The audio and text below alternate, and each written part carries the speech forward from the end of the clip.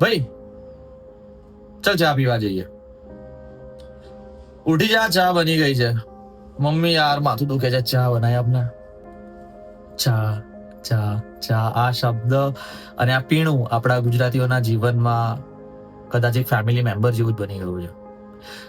અને મેં એવું નોટિસ કર્યું છે કે ઓવર ધી યર્સ ચાના પ્રકારો પણ બદલાય છે. જેમ કે હું નાનો હતો ત્યારે ચા દૂધ મિક્સ કરીને પીતો હતો. મોટો થયો પછી મને મમ્મી સિવાય કોઈની ચા ક્યારેય ભાવી જ નથી.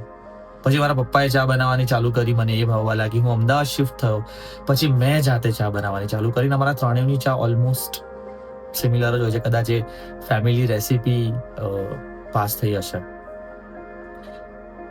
કોલેજમાં જઈએ તો ચાનો પ્રકાર બદલાય, એમાં પાર્લેજી એડ થઈ જાય.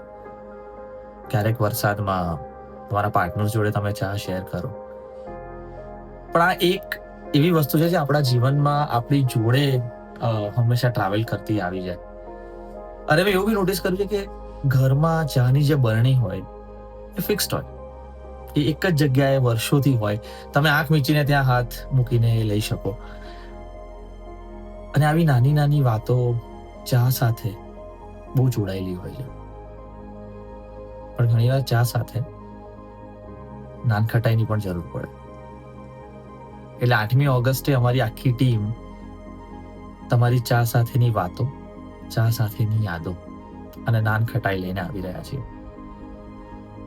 તારીખ યાદ રાખી લો, 8 ઓગસ્ટ. આપણા જ ફેમિલીઝમાં, આપણા જ સંબંધોમાં જે ખાંડ, જે ચા, જે આદુ, એવા મસાલાઓ જે ભેગા થાય છે અને એક સરસ ચા બને છે, એક સરસ ફિલ્મ લઈને અમે આવી રહ્યા છે 8 ઓગસ્ટે, જેનું નામ છે nankhatai. C you in theatres.